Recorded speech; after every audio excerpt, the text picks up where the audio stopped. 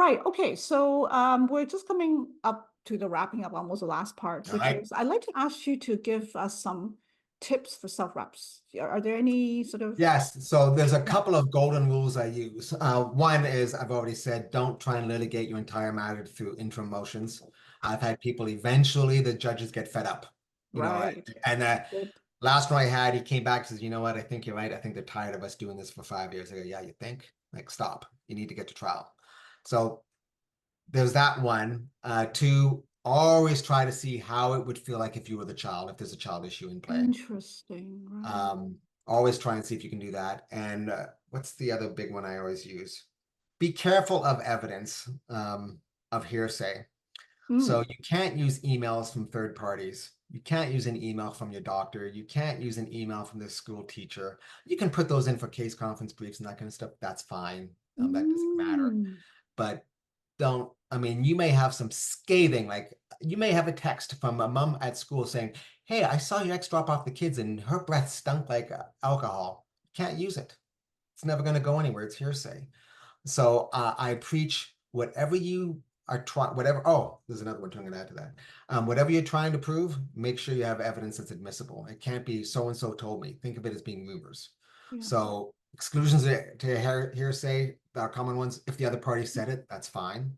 If it's records kept in a normal course of business, so that's like report cards, school bank records, it's not something being generated for it. It was done in the day of. Yeah. That's fine. If it's an affidavit, that's fine. If it's for trial, they have to be available for a witness. With the exception of medical records, dental records, that's fine. That's an exclusion hearsay. Be careful of, don't get into, well, I heard this from this person. I heard this from that person. Right. Yeah. It's a sketchy road. If you can't prove it, don't say. Oh, final one. This is the big one I use. I tell people compartmentalize everything in family law with your claims. Do everything by sections. So if you have a claim for child support, you have a claim for decision making, for access, whatever they are, focus all your arguments on those individual claims. And Mm. all the materials you produce, be it case conference briefs or affidavits for a motion, section it that way. This is the arguments I have for decision making or whatever the case may be. Another way to look at it is think of the gauges in the cockpit of a plane. You have all these gauges, and you'll have a gauge for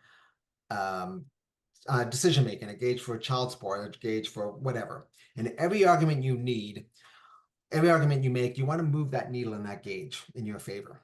And if the argument doesn't move any of these needles, that means it's not relevant. Don't Mm. use it. So you may want to go on and on about, oh, they cheated on me. Mm-hmm. Okay, does that change child support? Nope. Does Yeah. that change the net family property?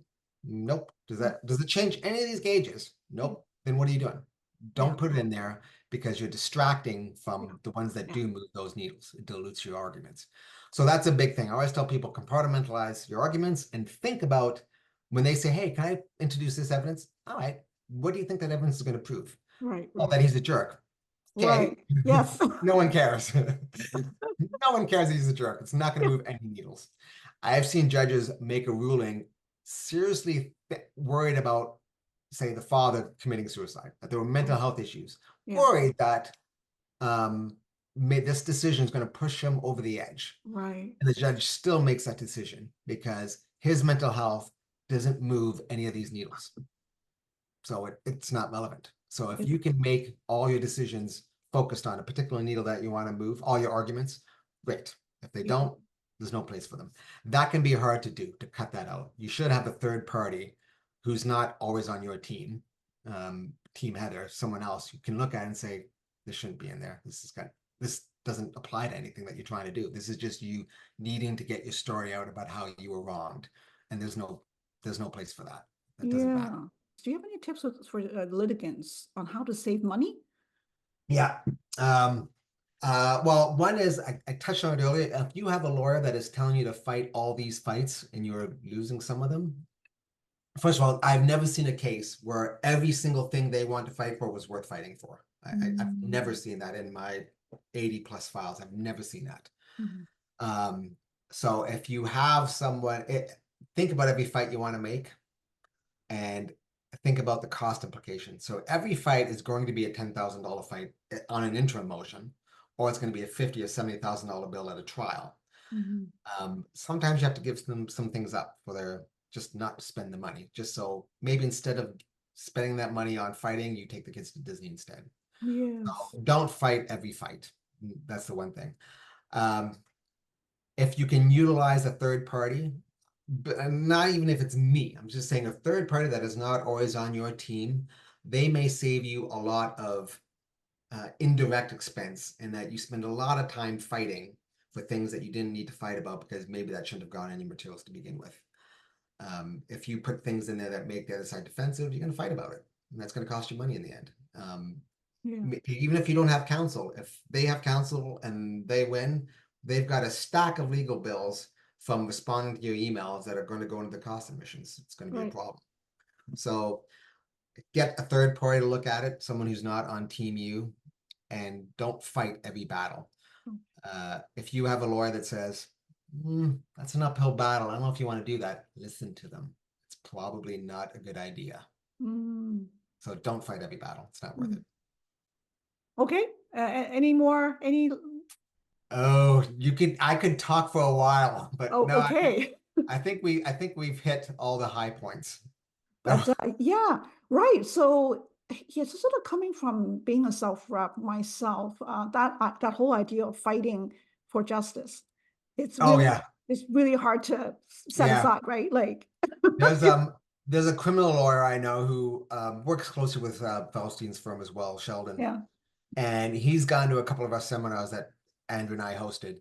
And one of the first things he says when he gets up is, if you're looking for justice, you're in the wrong place, which is ironic. It's the courts of Yeah, justice, Superior Court of it's Justice, like, because there is no justice in court. That's not what it's there for. It's there to enforce the rules, which may oh, seem unjust to you, is how yeah, I get it. There's ethical and then there's legal, and sometimes they're not the same. Sometimes they are, but sometimes they're not. exactly. So you looking for justice quite often is you looking to have your story heard, and for someone to say, you're right, they're a bad person, you're completely vindicated. That's That's not right. going to happen. That doesn't happen. What happens is, these are the rules. We're going to apply the rules here. This is how it's going to be. That doesn't sound like justice. It sounds just maybe, but not justice. So It, it's a misconception. I tell people that it's really just like a public problem solving forum. Yeah. So you have a dispute Yeah. resolution as Yeah. opposed to getting justice. Yeah, that's not what they're there for. They're there to apply the rules. Which is the law that you want to rely on? Family Law Rule 1A. Okay, what can you do with that? All right, apply it. If it doesn't apply, it doesn't apply. All right. So thank you, David, for sharing All right. these tips and telling us about your services. And yeah, so to our YouTube viewers, if you'd like to learn more about David's services, just click on the link in the description box below. And if you've enjoyed this video, don't forget to hit the like button and subscribe and share with the others. And thanks for watching, and we'll see you next time. Bye. Bye, everyone.